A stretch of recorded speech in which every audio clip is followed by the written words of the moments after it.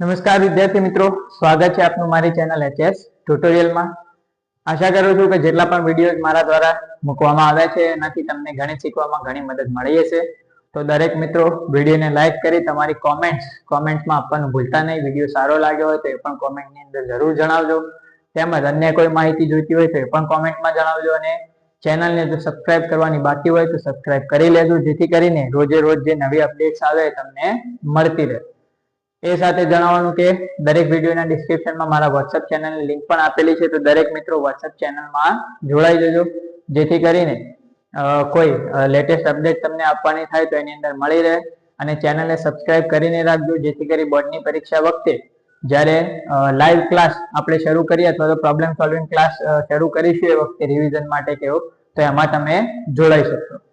શરૂ કરીએ મિત્રો આજનો વિડીયો। સ્વાધ્યાય 3.2 દાખલા નંબર 3 એનો ચોથો દાખલો।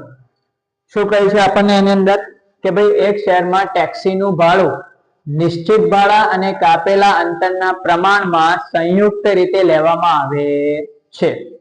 હવે મિત્રો આ સમજો કે ભાઈ એ ટેક્સીનું ભાડું નિશ્ચિત ભાડું અને કાપેલા અંતર પ્રમાણે લેવામાં આવે। એનો અર્થ શું? તો મિત્રો નિશ્ચિત ભાડું એટલે કે એ ભાડું જેમ કે આપણે કોઈ શહેરમાં ગયા હોય અને ત્યાં ઉબર કે એવું કંઈક ટેક્સી બુક કરાવીએ, જે હમણાં છે ઉબર, ઓલા જે પણ હોય એ કોઈ ટેક્સી આપણે બુક કરાવીએ તો તમે એની અંદર જુઓ કે ભાઈ એક ભાડું નિશ્ચિત હોય। નિશ્ચિત મતલબ કે એ ભાડું એવું હોય છે કે તમે ભલે 1 કિલોમીટરની મુસાફરી કરો ગાડીની અંદર, કે તમે ગાડીની અંદર 20 કિલોમીટરની મુસાફરી કરો, તમે ગમે તેટલી મુસાફરી કરો એ ભાડું તો તમારે આપવું જ પડે। એટલે કે કંપનીએ જો નક્કી કર્યું હોય કે ભાઈ નિશ્ચિત ભાડું 10, તો તમે પછી ટેક્સી બુક કરાવો તો પછી તમે ભલે 1 કિલોમીટરે ઉતરી જાઓ કે તમે 50 કિલોમીટરે ઉતરો, એ નિશ્ચિત ભાડું 10 રૂપિયા જે છે એ તમારે આપવું પડે। એ પછી 1 કિલોમીટર માટે 10 રૂપિયા જ રહે અને 50 કિલોમીટરની મુસાફરી કરો તો પણ એ 10 રૂપિયા જ રહે। એને કહેવાય નિશ્ચિત ભાડું। નિશ્ચિત ભાડું બદલાય નહીં, એમાં વધારો ઘટાડો ના થાય, એ ચોક્કસ છે, એ એમના એમ જ રહેશે। ખ્યાલ આવી ગયો નિશ્ચિત ભાડામાં। અને બીજું ભાડું કયું છે? કાપેલા અંતર પ્રમાણે। તો આપણને ખબર છે કે ટેક્સી જેવું કંઈક બુક કરાય તો દરેક કિલોમીટરે પૈસા આપવા પડતા હોય કે ભાઈ 1 કિલોમીટરના 7 રૂપિયા કે 1 કિલોમીટરના 10 રૂપિયા જે નક્કી કર્યું હોય એ આપણી મુસાફરીના કિલોમીટર પ્રમાણે આપણે આપવા પડે। કે ભાઈ આપણે 5 કિલોમીટર મુસાફરી કરી તો 1 કિલોમીટરના 10 રૂપિયા હોય તો આપણે એના 10 × 50 રૂપિયા ચૂકવવા પડે। એટલે કે શોર્ટમાં અહીંયા જે મુસાફરી કરશે એ વ્યક્તિને બે ભાડા આપવા પડશે। એક નિશ્ચિત ભાડું જે ચોક્કસ હશે આપવું જ પડશે, અને બીજું પ્રતિ કિલોમીટર દીઠ ભાડું, એમાં જેટલા કિલોમીટરની મુસાફરી થઈ હોય એટલા કિલોમીટર પ્રમાણે ભાડું આપવું પડે। જેમ કે હાલ મેં સમજાવ્યું, ભાઈ 5 કિલોમીટર મુસાફરી કરી, 1 કિલોમીટરના 10 રૂપિયા હોય તો 10 × 5 એટલે 50 રૂપિયા આપવા પડે। તો હવે કોન્સેપ્ટ આનો ખ્યાલ આવી ગયો, નિશ્ચિત ભાડું અને પ્રતિ કિલોમીટર દીઠ ભાડું। આગળ શું કહે છે? 10 કિલોમીટરના અંતર માટે 105 રૂપિયા આપવા પડે છે અને 15 કિલોમીટરના અંતર માટે 155 રૂપિયા ચૂકવવા પડે છે। તો નિશ્ચિત ભાડું અને પ્રતિ કિલોમીટર દરે કેટલી કિંમત ચૂકવવી પડે? એટલે કે આપણે બે વસ્તુ શોધવાની કે ભાઈ આનું નિશ્ચિત ભાડું કેટલું છે અને પ્રતિ કિલોમીટર દીઠ ભાડું કેટલું છે। તો રકમ વાંચી પછી આપણે મેં કહ્યું હતું કે જે શોધવાનું હોય ધારેલું, તો લખીશું કે ભાઈ ધારો કે નિશ્ચિત ભાડું કેટલું? x રૂપિયા છે અને પ્રતિ કિલોમીટર નું ભાડું y રૂપિયા છે। જે શોધવાનું હતું નિશ્ચિત ભાડું અને પ્રતિ કિલોમીટર દીઠ ભાડું, તો બે બંને ધારી લીધું આપણે કે ભાઈ નિશ્ચિત ભાડું x રૂપિયા અને પ્રતિ કિલોમીટર નું ભાડું y રૂપિયા। તો આ બંને ધારી લીધું। હવે ધાર્યા પછી સમીકરણ બનાવીશું। તો પહેલી શરતનો ઉપયોગ કરીને એક સમીકરણ બનાવીએ। તો શરત 1 શું કહી છે? અહીંયા 10 કિલોમીટરના અંતર માટે 105 રૂપિયા ચૂકવે। તો હવે તમે એ વિચારો કે 10 કિલોમીટરની એને મુસાફરી કરી એના 105 ચૂકવ્યા, તો 105 રૂપિયાની અંદર એને કયા કયા રૂપિયા ચૂકવવા પડશે, કયા ભાડા આપવા પડશે? તો હમણાં જ મેં વાત કરી કે જે 105 રૂપિયા છે એમાં એની મુસાફરી કરી એટલે એને આ નિશ્ચિત ભાડું તો આપવું જ પડશે। એને મુસાફરી કરી ભલે 1 કિલોમીટર કરી હોય કે ગમે તે કરી, એટલે નિશ્ચિત ભાડું તો આપવું જ પડે। તો મતલબ આ 105 માં એને કઈ કઈ કિંમત ચૂકવી? તો નિશ્ચિત ભાડું ચૂકવ્યું x રૂપિયા, એમના એમ રહેશે, એને કિલોમીટર થી કોઈ ફરક પડતો નથી। ગમે તેટલા કિલોમીટરની મુસાફરી કરો, 1 ની કરો, 10 ની કરો, 20 ની કરો, પણ નિશ્ચિત ભાડું તો ફિક્સ જ રહેશે, એ બદલાશે નહીં। તો આપણે લખ્યું નિશ્ચિત ભાડું x વત્તા બીજું કયું ભાડું એને આપવું પડશે? કિલોમીટર દીઠ ભાડું, એને મુસાફરી કેટલી કરી છે 10 કિલોમીટર, તો પ્રત્યેક કિલોમીટર નું ભાડું કેટલું હતું y, તો 10 કિલોમીટર નું કેટલું થાય 10y, બરાબર બરાબર થશે 105. આ થઈ ગયું સમીકરણ નંબર 1. આપણને અહીંયા કહ્યું હતું 10 કિલોમીટર ના અંતર માટે એને 105 રૂપિયા આપવાના, તો 105 માં એને કયા કયા ભાડા ચૂકવ્યા છે, એક તો નિશ્ચિત ભાડું ચૂકવ્યું છે x, એને ગુણવાના રહેતા નથી કેમ કે ફિક્સ હોય છે, વત્તા બીજું એને શું ચૂકવ્યું 10 કિલોમીટર ના જે કિલોમીટર પ્રમાણે ભાડું થતું હતું એ પણ આપ્યું એને, તો 1 કિલોમીટર નું ભાડું y રૂપિયા હતું, બરાબર પ્રતિ કિલોમીટર એટલે 1 કિલોમીટર નું y હતું, તો 10 કિલોમીટર નું કેટલું થાય 10y, તો આ બંનેનું ટોટલ થઈને એને 105 રૂપિયા આપ્યા, તો થઈ ગયું સમીકરણ નંબર 1. એ જ રીતે શરત 2. હવે ખ્યાલ આવી ગયો છે 15 કિલોમીટર માટે 155, તો 15 કિલોમીટર માં શું ચૂકવશે નિશ્ચિત ભાડું x તો આપવાનું જ છે, વત્તા 15 કિલોમીટર ના કેટલા 15y, બરાબર એને કેટલા ચૂકવે 155. સમીકરણ નંબર 2. હવે સમીકરણ મળી ગયા. હવે આદેશની રીતે ઉકેલ શોધતા બધાને તમને આવડે છે. હવે એ તો ફાઈ ગયું છે, ખૂબ જ ઈઝી છે. શરૂઆત કરીએ, ગમે તે એક સમીકરણ લઈ લઈએ, તો લખીએ સમીકરણ 1 પરથી x ને કરતા બનાવીએ તો x બરાબર શું થાય 105 - 10y. સમીકરણ નંબર 3. તો x ની કિંમત મળી ગઈ આપણને. હવે કિંમત ક્યાં મૂકવાની આના સિવાય એટલે કે બીજામાં, તો લખીએ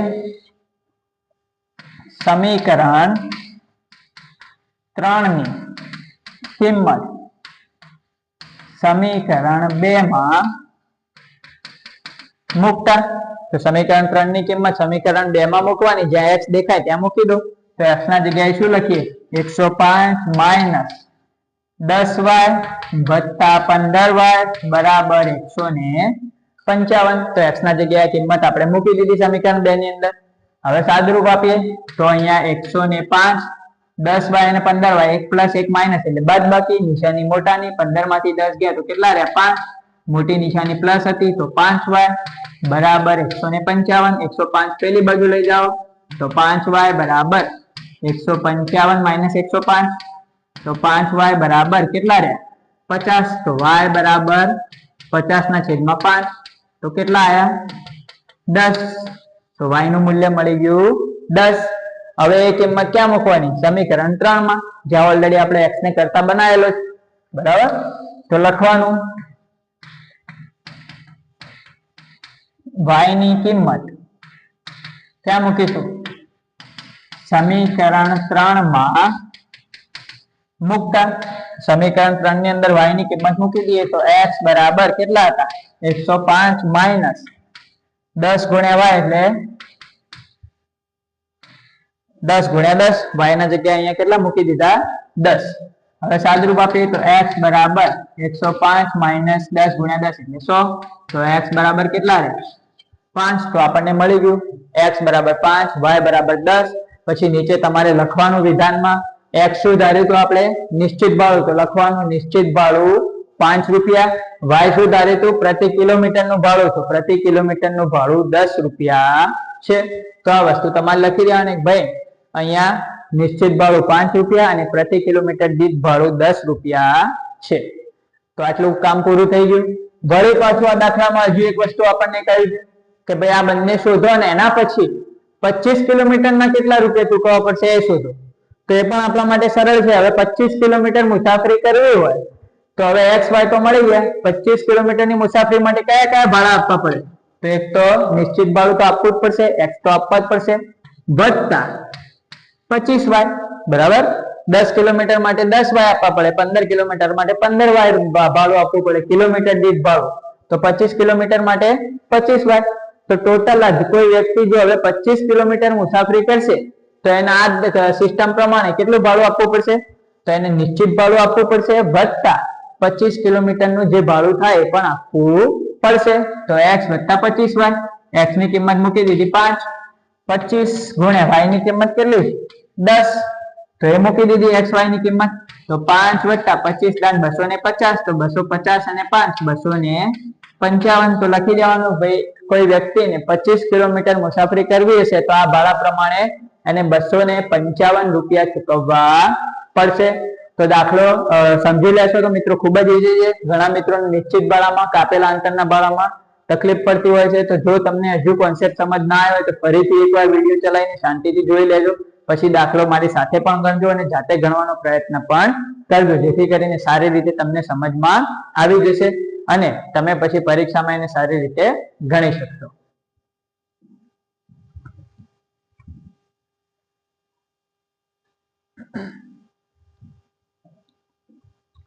હવે શરૂ કરીએ મિત્રો આગળનો દાખલો એટલે કે દાખલા નંબર 5. શું કહે છે અહીંયા જુઓ, એક અપૂર્ણાંકના અંશ અને છેદ બંનેમાં 2 ઉમેરતા તે 9/11 બને. અપૂર્ણાંકના અંશ અને છેદ બંનેમાં 3 ઉમેરતા તે 5/6 બને તો તે અપૂર્ણાંક શોધો. તો અપૂર્ણાંક શોધવાનો છે અને અપૂર્ણાંકમાં શું હોય મિત્રો, અંશ અને છેદ. તો મતલબ આપણે અંશ અને છેદ બંને શોધવાના. તો આપણે એક ધારી લઈએ કે ભાઈ ધારો કે અંશ કેટલો x અને છેદ કેટલો ધારી લીધો y.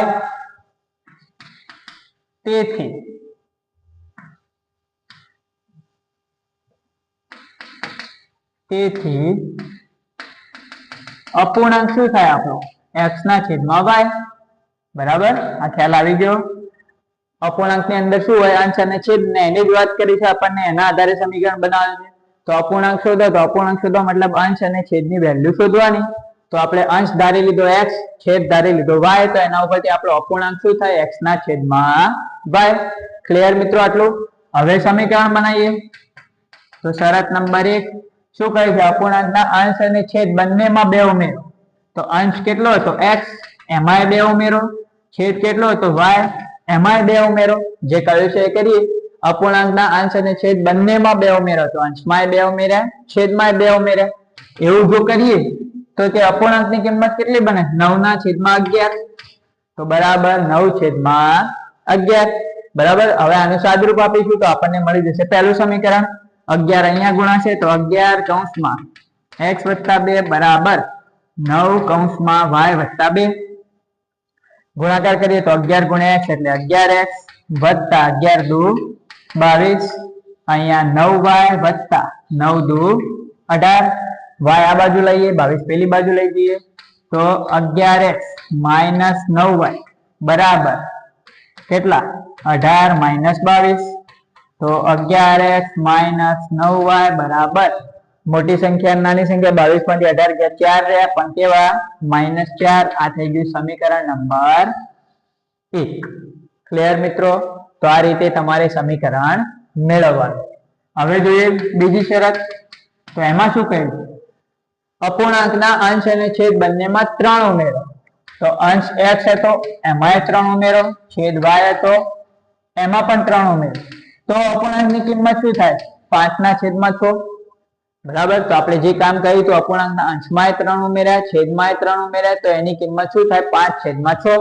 તો આપણે એ મૂકી દીધું. હવે એનું સાદુરૂપ આપીએ તો આ ચોકડી ગુણાકાર કરીએ તો 6 અહીંયા ગુણાશે, 6 કૌંસમાં x + 3 બરાબર 5 કૌંસમાં y + 3. ગુણાકાર કરીએ તો 6 × x એટલે 6x વત્તા 6 તરી 18 બરાબર 5 × y એટલે 5y વત્તા 5 તરી 15. y આ બાજુ લઈએ, 18 પેલી બાજુ લઈ જઈએ તો 6x - 5y બરાબર 15 - 18. 18 પ્લસ હતા પેલી બાજુ તો માઇનસ થઈ ગયા. તો 6x - 5y બરાબર શું થયું, 15 - 18. તો 18 માંથી 15 ગયા તો 3, મૂળ નિશાની મોટાની -3. આ થઈ ગયું સમીકરણ નંબર 2. બરાબર, તો આપણને પહેલું સમીકરણ મળી ગયું, આપણને બીજું સમીકરણ મળી ગયું. હવે આદેશની રીતે આનો ઉકેલ શોધવાનો છે. આટલો ખ્યાલ આવી ગયો? ના ખ્યાલ આવ્યો તો વિડીયો એકવાર ફરીથી ચલાવીને મિત્રો જોઈ લેજો. ખૂબ જ ઈઝી છે. અંશ છેદ ધારી લીધા, એના ઉપરથી અપૂર્ણાંક લખ્યો, પછી જે શરતો કહી તે શરત પ્રમાણે સમીકરણ બનાવી દીધા 2. હવે આપણે આદેશની રીતે આનો ઉકેલ શોધીશું. તો લખીશું ગમે તે એક સમીકરણ પસંદ કરીએ તો બીજું લઈ લઈએ. તો લખીએ સમીકરણ 2 પરથી x વાળા પદને ધારો કે કરતા બનાવો તો 6x બરાબર 5y પેલી બાજુ જશે તો પ્લસ થઈ જશે, કેમ કે અહીંયા માઇનસ હતા તો 5y -3 તો ત્યાં હતા જ. તો x બરાબર 5y - 3/6. 6 ગુણાકારમાં હતા, બીજી બાજુ જાય તો ભાગાકારમાં, તો x ને કરતા બનાવી દીધો. આ થઈ ગયું સમીકરણ નંબર 3. ક્લિયર? હવે આ સમીકરણ 3 ની વેલ્યુ ક્યાં મૂકવાની, આપણે બીજાનો ઉપયોગ કરે તો એમાં નહીં મૂકવાની, પહેલામાં. તો લખવાનું સમીકરણ 3 ની કિંમત સમીકરણ 1 માં મૂકતા. સમીકરણ 3 ની કિંમત ક્યાં મૂકવાની છે? 1 ની અંદર. તો હવે મૂકીએ. જ્યાં x દેખાય ત્યાં મૂકી દો. સાદરૂપ આપીએ 11 x ના જગ્યાએ 5y - 3 ના છેદમાં 6. અહીંયા 11x હતા તો x ના જગ્યાએ જે કિંમત આવી એ કિંમત અહીંયા મૂકી દેવાની. -9y બરાબર -4. તો x ના જગ્યાએ કિંમત મૂકી દીધી આપણે. હવે અહીંયા ભાગ ઉડતા હોય તો ઉડાડવાનો, ના ઉડતા હોય ગુણી દી અંદર. 11 × 5 એટલે 55y માઇનસ તો માઇનસ 11 × 3 એટલે 33 -9y બરાબર. અને બંનેના છેદમાં હાલ કેટલા રહેશે? 6 બરાબર -4. શું કર્યું? 11 અંદર ગુણ્યા તો 11 × 5 55y, 11 × 3 એટલે 33 અને બંનેના છેદમાં કેટલા રહેશે? 6 -9y. હજુ આના છેદમાં સીધા 6 લખી શકાય ને, એના માટે અહીંયા અને 6 ને ચોકડી ગુણાકારમાં લેવા પડે. બરાબર. તો હવે ચોકડી ગુણાકાર કરીએ તો 55y - 33 માઇનસ આ 6 અહીંયા ગુણાય તો 6 9 54y બરાબર. અને પછી લખાય બધાના છેદમાં 6 બરાબર -4. હવે 6 ભાગાકારમાં આવી ગયા બધા પદના, તો હવે એને જમણી બાજુ ખસેડી શકાય. બરાબર. અહીંયાથી સીધો 6 જમણી બાજુ ઘણા વિદ્યાર્થીઓ ખસેડી દેતા હોય, એમ ખસેડાય નહીં. આખી પદાવલીના છેદમાં 6 આવી ગયા પછી એને બીજી બાજુ ખસેડી શકાય. તો એના માટે આપણે અહીં ગુણી દીધા, પછી આખાના છેદમાં 6 આવી ગયા તો હવે એને બીજી બાજુ ખસેડીશું. y નું સાદરૂપ આપી દે. 55y માંથી 54y ગયા કેટલા રહે? 1y એટલે કે y -33. આ 6 પેલી બાજુ જાય તો 6 ચોક 24 તો -24. 33 પેલી બાજુ જવા દઈએ તો y બરાબર -24 વત્તા 33 બરાબર. તો એક સંખ્યા પ્લસ એક માઇનસ તો બાદ બાકી. 33 માંથી 24 ગયા કેટલા રહે? 6 ને 3 9. તો y ની કિંમત કેટલી મળી? 9. નીચાની મોટાની તો y આપણને મળી ગયો 9. હવે એ કિંમત તમને ખ્યાલ છે ક્યાં મૂકવાની? સમીકરણ 3 માં, કેમ કે ત્યાં ઓલરેડી આપણે x ને કરતા બનાવેલો. તો સમીકરણ 3 ની અંદર y ની કિંમત મૂકી દો. તો લખી દેવાનું y ની કિંમત સમીકરણ 3 માં મૂકતા. તો સમીકરણ 3 ની અંદર y ની કિંમત મૂકીએ તો x બરાબર 5y એટલે y ના જગ્યાએ કેટલા મૂક્યા? 9 -3 ના છેદમાં 6. તો x બરાબર 9 × 5 45 -3 ના છેદમાં 6. તો x બરાબર કેટલા? 42 ના છેદમાં 6. તો x બરાબર ભાગ ચલાવીએ બરાબર. અહીંયા 9 મૂકી દીધા તો 45 -3 છેદમાં 6 એટલે 42 છેદમાં 6. હવે 6 અહીંયા ભાગ ચલાવીએ તો કેટલા થશે? પહેલા 21 દુ 42, 3 દુ 6 અને 7 તરી 21, 6 સીતા 42. તો x ની કિંમત કેટલી મળી ગઈ? 7. તો x 7 મળી ગયો, y 9 મળી ગયો. આ થઈ ગયા આપણા ઉકેલ. આપણે જવાબમાં મેં કહ્યું કોયડા વાળા જે પ્રશ્નો હોય એમાં જે માંગ્યો હોય એ જવાબ તમારે પાછળથી લખવાનો રહેશે. ભાઈ નિશ્ચિત ભાડું આટલું, આટલી કિંમત બેટની, આટલી આ. તો અહીંયા અપૂર્ણાંક માંગે તો લખવાનું. તેથી અપૂર્ણાંક બરાબર, અપૂર્ણાંક શું હોય તો આપણે x ના છેદમાં y એટલે x ની કિંમત કેટલી? 7. તો 7 y ની કિંમત કેટલી મળી? 9. તો 7 ના છેદમાં 9 થાય. એટલે કે આપણો જે માંગેલો અપૂર્ણાંક છે એ શું છે? 7 ના છેદમાં 9. તો આ રીતે મિત્રો સમજીને દાખલા ગણશો તો બધા દાખલાના સમીકરણ પણ સરળતાથી બનાવી શકશો અને સારી રીતે દાખલાનો જવાબ પણ ચોક્કસપણે તમારો આવી જશે. ન ખ્યાલ આવે તો વિડીયો એકવાર ફરીથી ચલાવીને જોઈ લેજો અને સાથે ગણતા રહેજો, પ્રેક્ટિસ કરતા રહેજો. પછી જાતે ગણવાનો પ્રયત્ન પણ કરજો. જેટલો મહાવરો વધુ કરશો ગણિતની અંદર એટલા જ સારી રીતે તમે દાખલા ગણી શકશો.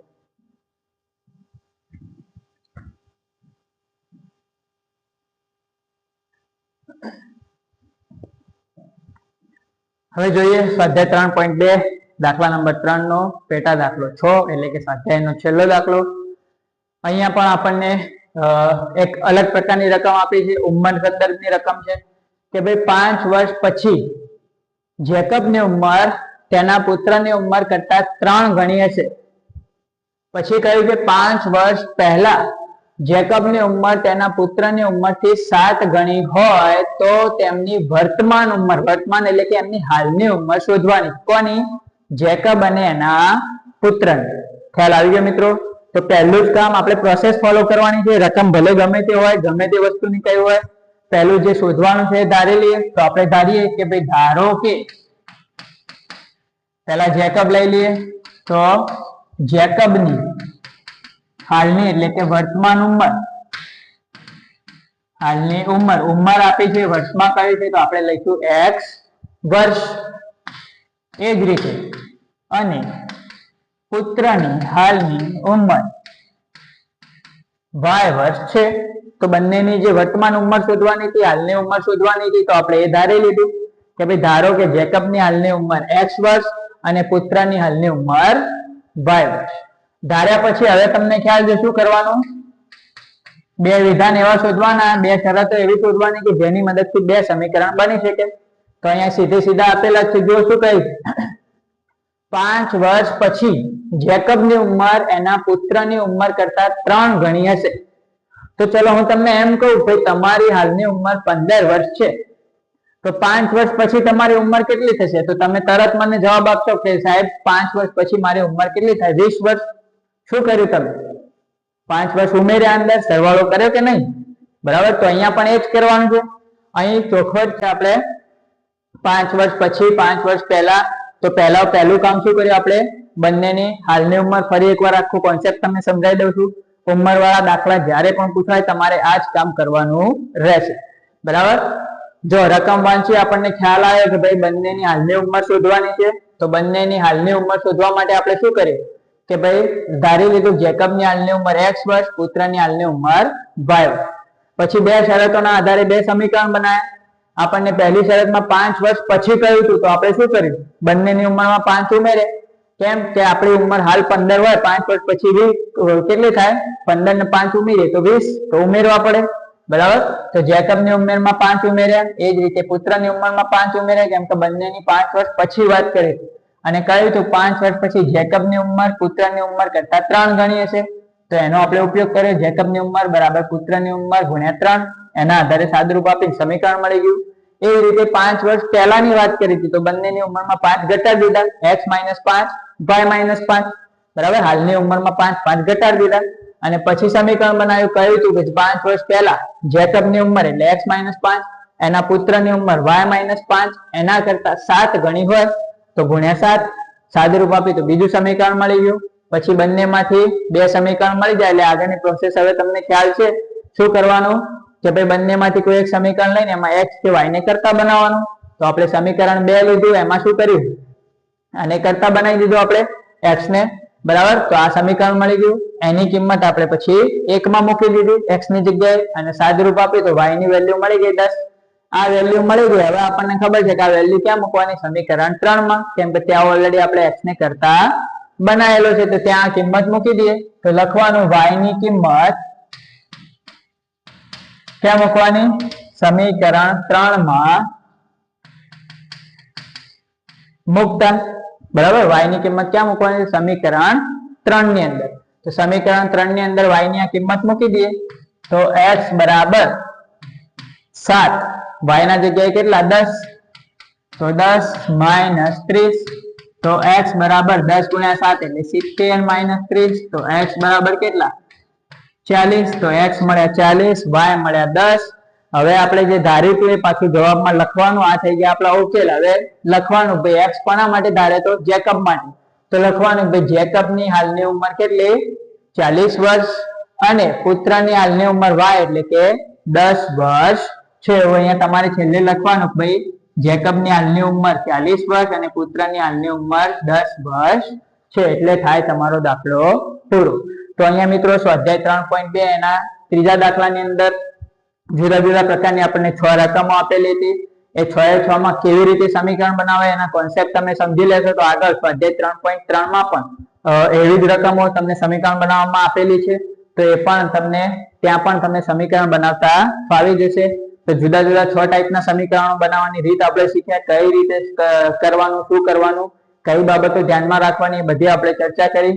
આશા કરું છું કે તમને રીત સારી રીતે સમજ આવી ગઈ છે બધી. ન ખ્યાલ આવ્યો હોય તો વિડીયો ફરીથી એકવાર ચલાવીને જોઈ લેજો. તેમજ સાથે સાથે દાખલો ગણવાનો પ્રયત્ન કરતા રહેજો. પછી વિડીયોને પોઝ કરી જાતે પણ દાખલો ગણજો, જેથી કરીને તમારે સારી રીતે પ્રેક્ટિસ થઈ જાય અને દાખલો તમે સરળતાથી ગણી શકો.